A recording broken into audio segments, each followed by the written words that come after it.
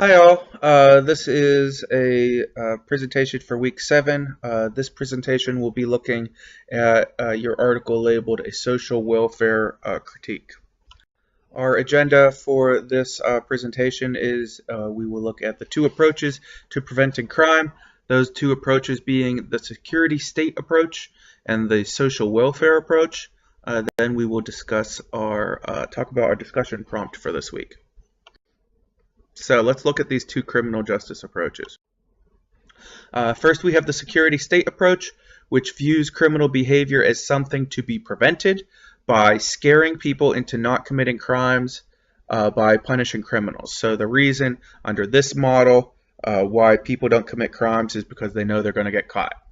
And that has obvious implications on other sets of criminological theories, and it's pretty obvious where they come from in terms of a theoretical model.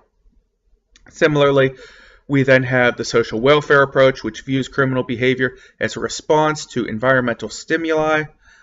So if people are well off, they will not commit crime, which goes almost to the counter philosophy in approaching criminal justice.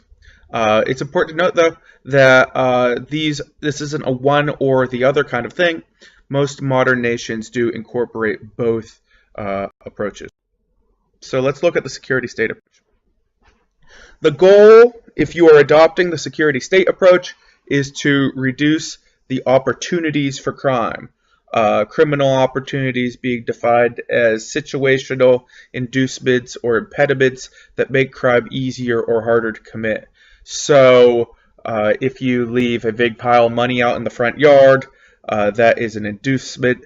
If you put a big moat around that pile of money with a big mean dog on top of it, that's an impediment. This approach dominates the way we deal with crime in the United States. This is not the only way to deal with crime, but it's definitely how we do it in our country. According to Durkheim, this approach should hypothetically increase social solidarity.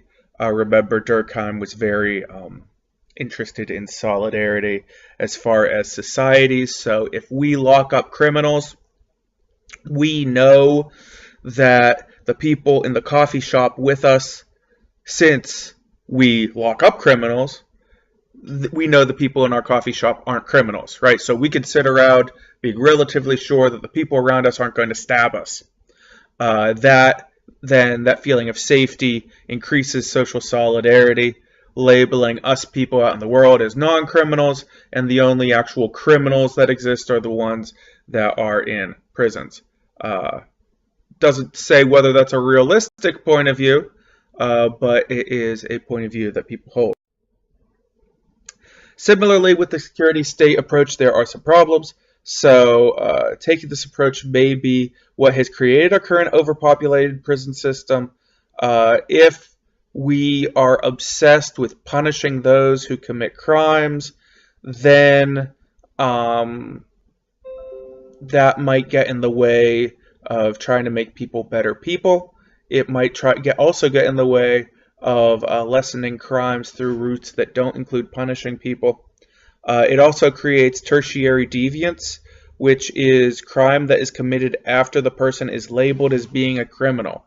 So if the only way we can deal with criminality is by throwing people in prison, then once people get out of prison, they label themselves as being a criminal.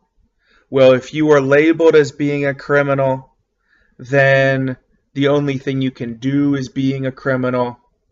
And in this way, people feel they have no choice but to be criminals, and they go to prison and think, well, how can I be a better criminal since I'm already labeled as criminal?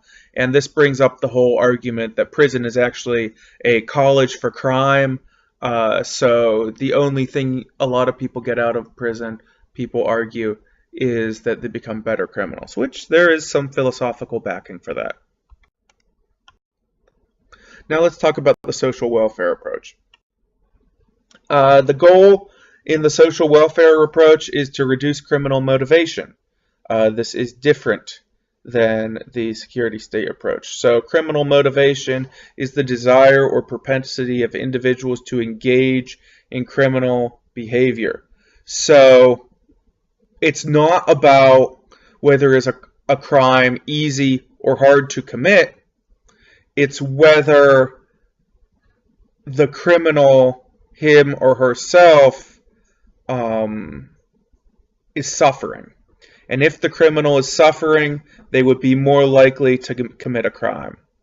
From this perspective, the best way to prevent crime is to make sure everyone in society has what they need. So under a social welfare approach system, you wouldn't put as much money into prisons, into police forces. You would put more money into housing programs, into food stamp programs, into programs like WIC that feeds young families. And you try to make all members of society more comfortable. And if all members of society are more comfortable, there will be fewer people who are committing crime because they're desperate. This approach is more common in Europe than it is in the United States. It is used to a degree to justify some of our social services in the United States, but is far more common in Europe. Now let's talk about our essay prompt. So, in our reading, the authors state that criminal-related policy can be approached from either the criminal justice or the social welfare approach. You want to explain both approaches and which one you think would be best applied to solve the problems with American prisons. So, namely, I want you to focus on overpopulation in prisons. Which approach, if we used it perfectly, would lessen our the overpopulation in the prison system. But no matter what you resolve, show me that you understand both the social welfare approach and the security state approach.